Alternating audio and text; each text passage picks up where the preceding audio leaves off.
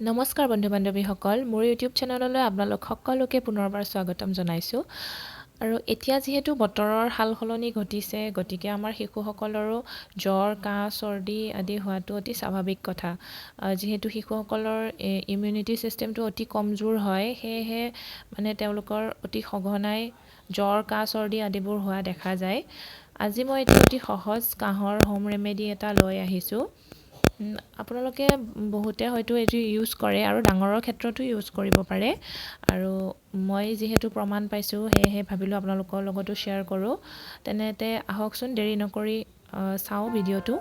আৰু ইয়াৰ বাবে লাগিব আমাক এটুকুৰ আদা আৰু তুলসী পাত মই ডাঙৰ তুলসী পাতটো লৈছোঁ বৰ তুলসী সৰুটো ল'লেও হ'ব আৰু লগতে লৈছোঁ মই মৌ আৰু আদাখিনি ভালদৰে ধুই বাকলি গুচাই এনেধৰণেৰে ৰুকনিত অকণমান ৰুকি লৈছোঁ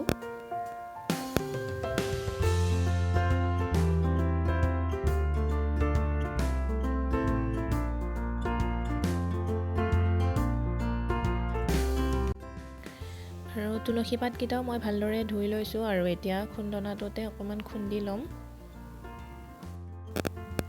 আৰু এয়া তুলসী পাতৰ ৰসখিনি উলিয়াই ল'লোঁ এতিয়া আদাখিনিৰো ৰসখিনি এনেকৈ উলিয়াই ল'ম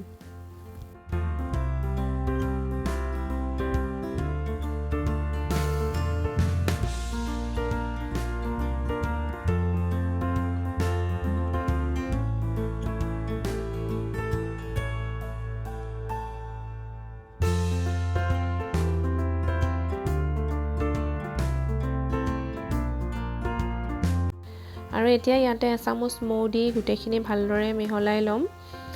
আৰু আমাৰ এই হোম ৰেমেডিটো ৰেডি হৈ গৈছে বহুতেই ইফেক্টিভ হয় কোনো ছাইড এফেক্ট নাই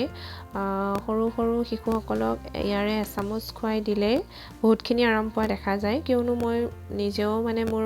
বেবীৰ ক্ষেত্ৰত প্ৰমাণ পাইছোঁ সেয়েহে আপোনালোককো দেখুৱালোঁ